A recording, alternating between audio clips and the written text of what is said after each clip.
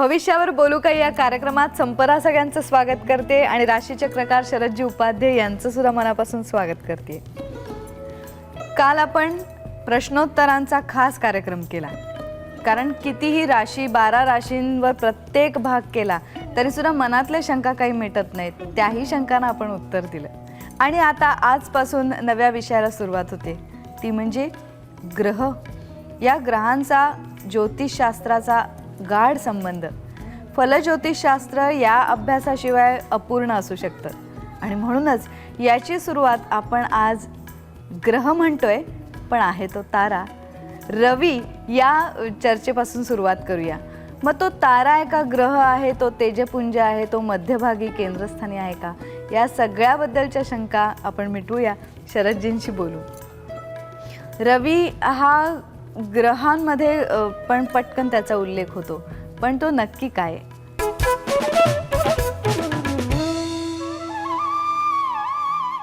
आता सुरुवातीला आणखी एक गोष्ट आपल्या प्रेक्षकांना सांगूया की ग्रहांवर बोलता बोलता राशींवरच बोलल्यासारखं होणार आहे। कारण मी जेव्हा रवीबद्दल बोलीन तर ती रवीची रास आहे सिंह। तर राशीचक्रात 2 राशी अशा पॉवरफुल आहेत, एक कर्क आणि एक सिंह। त्यांना एक एकच स्वामी आहे, म्हणजे स्वामीला एक एकच राशी आहे, बाकीच्यांना कसं शुक्राला 2 राशी आहेत, वृषभ तूळ। पूर्णपणाने रवी चंद्र एकपत्नीवर सांभाळतात। चंद्राची पत्नी कर्क, रवीची सिंह। मी आता रवीवर बोलीन तेव्हा सिंहेच्या लोकांनी पण लक्ष द्या, कारण ते सिंहेचंच वर्णन आहे। केंद्रस्थानी असलेला स्वयंप्रकाशी स्थिर आकाशस्थ गोल आहे हा रवी। या रवीचं आपल्या पृथ्वीपासूनचं अंतर 9,30,03,000 आहे। हे अंतर 1 फूट तो धर, त्याच्यापासून गुणिले 40 एवढ्या अंतरावर प्लुटो आहे। प्लुटोवर उभं राहिलं की उदबत्ती जळल्यासारखी वाटते सूर्याकडे बघितल्यावर। एवढ्या दूरच्या ग्रहाला सुद्धा जो फिरवत ठेवतो स्वतःभोवती, त्याची ताकद काय असेल गुरुत्वाकर्षणाची। म्हणून रवीच्या अंमलाखाली असलेल्या सिंहराशीच्या मंडळींना सुद्धा ती देणगी मिळालेली असते। तर मुळात हा रवी हा आत्म्याचा कारक आहे। माया दिसते तुम्हाला, पण रवी म्हणजे आत्मा। आता हे असं जड शब्द बोलण्याशी आपण व्यवहारातले उदाहरण घेऊ म्हणजे कळेल। सर्वजणांना आपणाला खरा आत्मिक आनंद भोगण्याचा अधिकार आहे, पण आपण त्या आत्म्याच्या वर आलेली धूळ याच्याच फार मागे लागतो। उदाहरण देतो मी काल व्यवहारातलं। लग्न समारंभ सुरू होता, लग्नामध्ये वरमाय म्हणजे एकदम ग्रेट बाई, लफेदार नथ भेद घालून शालून नेसून इकडून तिकडे वावरायचं। दुसरी असते ती नणंद। तर एक बाई अशीच वरमाय लग्नात अशी हिंडत होती, 2,500ची नथ म्हणे तिला नवऱ्याने घेतली, ती पण असता तो आकडा मस्त। आणि एकदम जावई आल्याचं कळलं तिला, मोठे जावई आलेत लग्नाला, तर त्यांना चहा नको सरबत पाहिजे, म्हणून तिने ती नथ काढून ते गळसरीला लावली आकडा। तो सरबत बघायला पाहिजे ना आंबट गोड म्हणून, तो पिताना नथ बुडू नये म्हणून ती सरबत पिताना ती नथ काढून ठेवली। मग पुढे त्या व्यवहारामध्ये इकडे तिकडे तिच्या लक्षात राहिलं नाही, तेवढ्यात तो नातवाचं डोकं आपटलं, खोक पडली, रक्त आलं, त्याला बघता। आणि मग शेवटी लग्नाचा मुहूर्त आला, बायका सगळ्या नटून थटून उभ्या राहिल्या, धावाधाव झाली। ह्या बाईला नथ सापडेना, इतकी शोधाशोध केली। काय शोधलं असेल म्हणजे बायका कुठे ठेवतात कळेल, हळदीचा डबा शोधला, गव्हाचा डबा शोधला, कोनाडे शोधले, कुठेही नथ नाही। रडायला लागले। हे सांगत होते मला, तू घेऊ नकोस, एवढा खर्च करू नको। मी ऐकलं नाही त्यांचं, मीच मूर्ख 2,500ची नथ घेतली। इतका शोक चालू झाला तिचा। एक मिथुन राशीची मुलगी असणार तिकडे, शोधक, तिला काकू नथ हवी ना, रडू नका, आरसा आणा। ती म्हणाली, जळली मेली थट्टा तुमची, मी नथ शोधते आणि तुम्ही आरसा, मला माहिती आहे माझं नाक नकट आहे, अशा वेळी चेष्टा करायची असते का? काकू नथ आरसा आणा तुम्ही। आरसा आणल्यानंतर तिच्यासमोर धरला आणि त्या मुलीने काकूंचा पदर थोडासा बाजूला केला, ते गळसरीत नथ दिसली। अगो बाई, इथे ठेवली होती का, माझ्या लक्षातच नाही राहिलं। मग ती नथ घातली, मग आनंदात। आमची नथ आमच्याजवळ आहे की नाही आतमध्ये, पण ती नथ आत आहे, ती कोणीतरी आपल्याला पदर दूर करून सांगायला लागतं, ते गुरु असतात। आणि ती जर अधिकारी सत्पुरुष गुरु मिळाले म्हणून गुरूंचं महात्म्य आपण सद्गुरूंसारखा असता पाठीराखा कोण करी इतरांचा लेखा. ते केव्हा तरी मस्त कृपा करतात. आपली तयारी व्हायला पाहिजे. आणि मग जेव्हा अनुभूती येते, काय अवडंबर आहे बाहेरचं सगळं मी माजवत होतो, मस्त माझ्या आनंद. आणि त्याला स्वानंदात राहणारे लोक म्हणतात. असा स्वानंद मुलगा जो आंबा खातो बारका, आंबा खाता खाता त्याचं हातावर पडलंय शर्टावर, तो बघतच नाही, आंब्याचा आनंद घेत राहतो.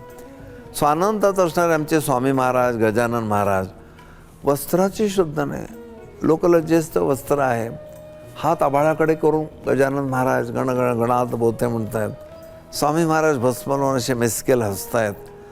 काय आनंद आहे तो. तो आनंद म्हणजे रवी.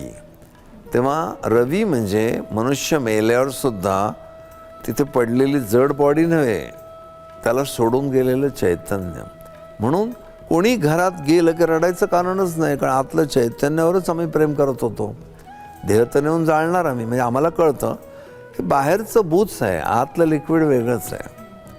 असा सोपा अर्थ पण एक रवीचा आहे. रवी हा जो तेजपुंज असा तारा आहे, त्याचा प्रभाव ज्या व्यक्तीवर आहे त्या व्यक्तीचा स्वभाव कसा असतो? छान प्रश्न आहे तुझा. कारण इथे मला थोडं नाराज करायला लागणार होतं ना. रवी म्हणजे प्रकाश. तू असं कधी ऐकलंस का, अंधार शोधायला रवी गुहेत शिरला. रवी जिथे जाईल तिथे प्रकाशच. प्रकाश आला की रसिकता गेली. असं कोण प्रियकर म्हणतो का 12 वाजता दुपारी भेटूया आपण? तू असं का ना, संध्याकाळी 7 वाजता समुद्रावर ये. अंधारात त्यांचा मित्र असतो. मग रवीच्या प्रकाशात कर्तव्य येतात, रवीच्या प्रकाशात सत्य येतं, रवीच्या प्रकाशात चारित्र्य येतं. रवी प्रधान माणसं स्पष्ट वक्ते, चारित्र्य संपन्न, तत्त्वज्ञान हा विचार करणारे, म्हणजे ते अध्यात्मापेक्षा तत्त्वज्ञानाचा अभ्यास करतात. असा तत्त्वज्ञानी, सत्यप्रिय, स्पष्ट वक्ता, थोडा कठोर, चारित्र्य संपन्न माणूस हा एखाद्या वृषभ तुळेच्या मुलीला नाही आवडणार. तर खूप छान आहे तेजप, म्हणजे सगळं बरोबर. अरे पण काही एकांतातले क्षण आहेत आपले, तिथे भाऊक व्हायला पाहिजे, ते स्किल तुझ्यात दिसत नाही, ते नसतं. म्हणून सिंहेच्या लोकांची ट्रॅजेडी एवढीच होते की इतर जोडपे जेव्हा कुजबूज करतात लवबर्डसारखी, त्यांना वाटतं हे नाही मला जमत. आणि ते जमत नाही याचं कारण त्यांचा कल हळूहळू त्या आत्मिक शक्तीकडे जाण्याचाच असतो. चारित्र्य संपन्न किंवा फिलॉसॉफीचा अभ्यास करणारी मंडळी व्यावहारिक जगापासून हळूहळू आत्मिक शक्तीकडेच जात असतात असं अध्यात्मशास्त्र सांगतं. तर त्यांचा स्वभाव हा स्पष्ट वक्ता, परखड, थोडा इगोइस्टिक, या इगोमुळे पण प्रॉब्लेम होतात. असं असल्यामुळे सिंहेच्या लोकांनी अहम कमी करावा. रवीची आता धन बाजू, ऋण बाजू या सगळ्यांनी विश्लेषण झालं पाहिजे. म्हणून प्रश्न विचारते शरदजींना की रवीच्या धन बाजू अशा ठोस कोणत्या सांगता येतील आणि ऋण बाजू? आत्ताच आपण पाहिलं रवीच्या धनबाजूमध्ये चारित्र्य आहे, रवीच्या धनबाजूत आरोग्य आहे, कीर्ती आहे, आणि तेजपुंज असलेला तो तारा ज्या माणसावर प्रभाव टाकतो त्याच्या अंगात हिट तर असणार. पण सत्ता हाती पैसा हाती धुंद नसे झाला, असा महात्मा जगी नाही कोणी पाहिला. चांगली बाजू आहे तर उत्तम आहे. रवी स्वाभिमानाचा कारक आहे धनबाजूत, तोच ऋणबाजूत दुराभिमानाचा कारक आहे. मग एकदा बासिक रेफरन्स मी तुला दिला होता की कोणतीने जेव्हा श्रीकृष्णाला सांगितलं माझ्या सगळ्या मुलांना निरोप सांग की तुम्ही जे काय चालवलं आहे सध्या ना, तर आता अशी वेळ आलेली आहे की प्रत्येकाने अन्यायाचा बदला घ्या आणि तुम्ही नको ते अध्यात्म कुरवाळूत बसत असेल तर बांगड्या खाला. असा हा स्वाभिमान आहे, माझ्या सुनेला नाहक अपमान केला म्हणून. पण दुराभिमान पण असतो. हे आपण जे डायलॉग ऐकतो, देख लूंगा, चुन चुन के मारूंगा, हे सगळे डायलॉग हे दुराभिमानाचे आहेत. श्रीकृष्णाने सुद्धा अनेक वेळेला स्वाभिमानाने सांगितलं होतं हे सहन करू नका, याचा बदला घ्या. बदला घ्या म्हणण्यापेक्षा अन्यायाविरुद्ध लढा. ही धनबाजू आहे. ऋणबाजूमध्ये तब्येतीच्या कुरबुरी. रवीच्या धनबाजूमध्ये छान आरोग्य असेल तर ऋणबाजूमध्ये आरोग्य बिघडणं, संबंध इंद्रियांचं आतलं कोऑर्डिनेशन नाहीसं होणं, मग एक इंद्रिय दुसऱ्या इंद्रियाला साथ देत नाही. म्हणजे दुराभिमानामध्ये काय होतं, सहनच होत नाही अपमान वगैरे. धनबाजूमध्ये काय होतं, तर स्वाभिमान राखण्याची, सेल्फ रिस्पेक्ट ठेवून घेण्याची प्रवृत्ती असते. आणि एक न्यूट्रल बाजू आहे, शांत बसायचं, कोणी निंदा कोणी वंदा, आमचा स्वहिताचा धंदा. ही शांती पण अलौकिक आहे. पण रवी म्हटल्यानंतर तुझ्या लक्षात आलं, मंगळासारखा तो तेजस्वी आहे, पण स्टॅटिक एनर्जी रवीत आहे. डायनॅमिक मंगळामध्ये रवी कार्यान्वित होतो तेव्हा मंगळ होतो. नुसतं तेजाने समृद्ध असलेला एक माणूस आहे, राजा आहे, बसलेला आहे, पण तो कार्यान्वित झाला, लढाई करायला लागला की मग मंगळ होतो. अशा 3 वेगवेगळ्या बाजू आहेत. पण थोडंसं विश्रांत करून मी या रवीच्या लोकांना एक सल्ला देईन, छोट्या छोट्या गोष्टीचा इगो करू नका तुम्ही. आपला सेल्फ रिस्पेक्ट वगैरे आवश्यक ते ठीक आहे. खूप वेळेला असे होतं, हायकोर्टचे जज आहेत, ते लोकलमधनं चालले आहेत ड्युटी संपल्यावर, आणि तोच क्लार्क पण चालला आहे. क्लार्क खाली बसू शकतो, जज साहेब उभे आहेत. तुम्ही जज वगैरे कोर्टामध्ये, इथे आपण सगळे पॅसेंजर आहोत, हे पण कधी कधी स्वीकारायला लागतं. रवीच्या मंडळींना कायम स्वरूपी एक दिवे ओवाळणं हा प्रकार त्यांना आवडतो. कोणी दिवे ओवाळले नाही तर तेच दिव्याभोवती चेअर ओवाळून घेतात, असं पण म्हणत. हा भाग थोडासा विनोदावर सोडला तरी अहम वाईट आहे.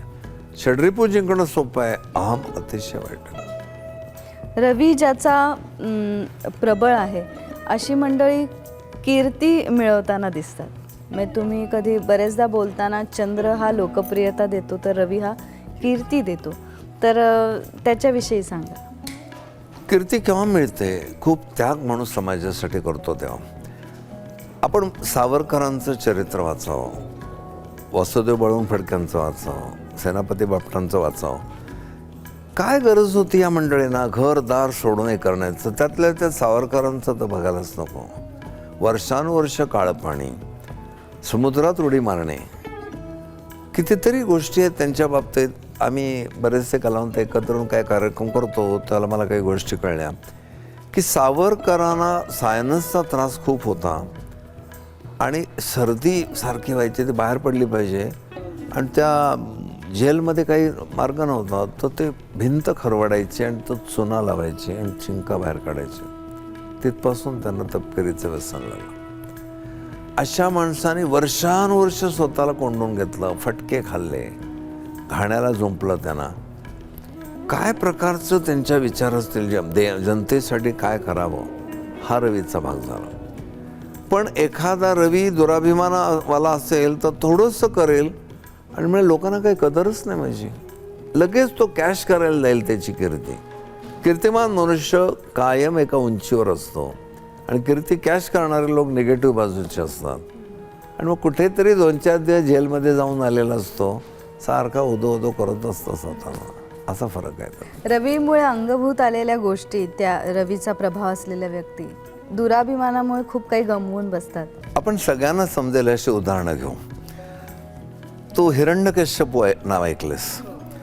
रवीच्या तेजाने भरलेला हा हिरण्यकश्यपू केवढी उपासना करत होता ब्रह्मदेवांची. आध्यात्मिक लोकांनी ऐकण्यासारखं आहे की तुम्ही उपासना करता म्हणजे कोणावर उपकार नाही करत, स्वतःच्या आत्मिक समृद्धीसाठीच करता. ते काय साधना केली असेल हिरण्यकश्यपूने, ब्रह्मदेव प्रसन्न झाले. काय मागायचं हे तरी कळलं पाहिजे, कारण मुळात काही मागू नये. तरी सारे वरम ब्रूही, तर त्याला ओढ लागली होती आपण अमर व्हावं. तर देवा मला दिवसा मरण नको, रात्री नको, शस्त्राने नको, अस्त्राने नको, आत नको, बाहेर नको, माणसाकडून नको, पशुकडून नको. आणि देव आपले ठीक आहे म्हणत गेले. त्याला काय वाटलं आपण मृत्यू जिंकला आणि थाय थाय थाय ते मनाचा लागला. मग काय स्वतःच्या मुलाला सुद्धा, नारायण म्हटलं की डोक्यात तिडी घ्यायची, मुलाचे हाल केले. या माझ्या राज्यात कोणी नारायणाचं नाव घ्यायचं नाही अशा अवस्थेपर्यंत गेला. पण पूर्वीची साधना होती ना. दुराभिमान झाला, ज्या देवाच्या कृपेने तू मोठा झालास तिथेच दुराभिमान झाला आणि इतका अन्यायाचा कडेकोट झाला. परमात्मा इनफ लॉंग रोप देतो. शिशुपालाला 99 वेळा संधी दिली, मग सुदर्शन मागे लागलं. आपल्याला बऱ्याच वेळा फटके बसतात तरी आपण नाही, जाऊ दे तो परमेश्वर वारंवार सूचना देतोय संकट म्हणजे. आणि झालं शेवटी एके दिवशी कडेलोट झाला आणि त्याला दुर्बुद्धी झाली. त्या प्रल्हादाला म्हणाला, तू काय सगळ्या लोकांना शिकवतो नारायण आहे, सगळीकडे नारायण आहे, या खांबात आहे का? तर मला नाही याचं ठिकाणच दाखवा. भडकला, लात मारली खांबाला. कडकडीला स्तंभ, गडगडीले गगन, अवनी होता आहे कंपायमान. आता ही शक्ती काय प्रकट झाली असेल. महाराजांचं स्वरूप असं होतं की त्यांनी सगळ्या कंडिशन पुऱ्या केल्या. आत नको, बाहेर नको, उमऱ्यावर. दिवसा नको, रात्री नको, तिन्ही सांजेला. शस्त्राला नको, अस्त्राला नको, नखानी. आणि अशा पद्धतीने माणसाकडून नको, पशुकडून नको, नराचा देह सिंहाचे मुख, असे महाराज जे प्रकट झाले. महालक्ष्मी घाबरल्या. माझ्या पतीचं हे रूप नाही मी पाहिलं कधी. आणि त्याला घेतला असा हिरण्यकशिपूला मांडीवर, आतडी बाहेर काढली. त्या आतड्याची माळ गळ्यात घालून महाराज थय थय नाचायला लागले. त्या हिरण्यकशिपूच्या नखाचं जे विष होतं ते महाराजांना दाह व्हायला लागला. कोणालाच काही कळेना काय व्हावं. महालक्ष्मी बुद्धीचे देवता त्याने औदुंबराची फळं आणून ठेवली. नरसिंहाने त्याच्यात आपली नखं बुडवली. उग्र नरसिंह शांत झाला. म्हणून औदुंबराच्या झाडाला कधी इजा करायची नाही. औदुंबराच्या झाडाकडे लघुशंका करायची नाही. औदुंबराच्या झाडाला चुकून कोणाची तरी कुऱ्हाड लागली, त्या फॅमिलीवर अनर्थ झालाय. का? तर औदुंबरा तळवटी नरसिंह योगी. जिथे औदुंबर आहे तिथे दत्त महाराज आहेत. एक छानपैकी चौकट घालावी आणि पावित्र सांभाळावं. नाही तर वेदभवनात जेव्हा औदुंबर आला आमच्या नरसोबावाडीच्या, आणि आम्हाला कळलं हे इथं शक्य नाही, खूप लोक येतात सारखे, तो वृक्ष उचलून आम्ही वनात नेऊन लावला. पण तो उचलताना एक शांतीचे पाठ म्हटले. जे लोक आयुर्वेदाच्या फॅक्टऱ्या चालवतात त्यांच्या फॅक्टरीमध्ये त्या वनस्पतीचा एक मंत्र लिहिलेला असतो की आम्ही नाईलाज म्हणून तुला इजा करतोय. ते मंत्र म्हणून त्यांची क्षमा मागून मग वृक्ष तोडतात.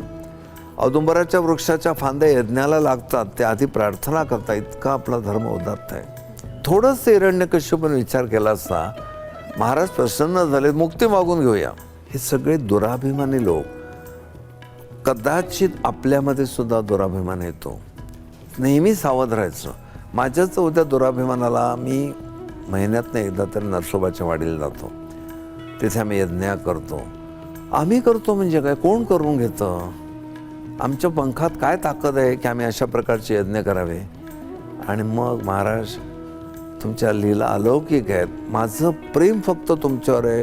करता करविता श्री दत्त, निमित्त मात्र वासुदेव, असं टेंबे स्वामी महाराज म्हणे. हे एकदा कळलं की आपला अहंकार नाहीसा होतो.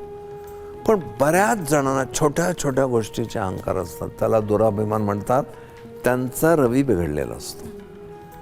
अशा या तेजपुंज रवीची एक ऋण काळवणलेली बाजू. पण त्याचे जे फायदे आहेत त्याच्यामुळे जे कीर्तिमान अशी माणसं आपल्याला मिळाली, त्यांना सुद्धा विसरून चालणार नाही. हो, पण कीर्ती मिळाल्यानंतर ती कोणामुळे मिळाली त्याने विसरू नये. बरोबर. अशा या रवीपासून आपण सुरुवात केली चर्चेला. उद्याचा भाग आणखीन पुढच्या ग्रहाकडे वळणार फारच आहे. इंटरेस्टिंग. आज इथेच थांबूया.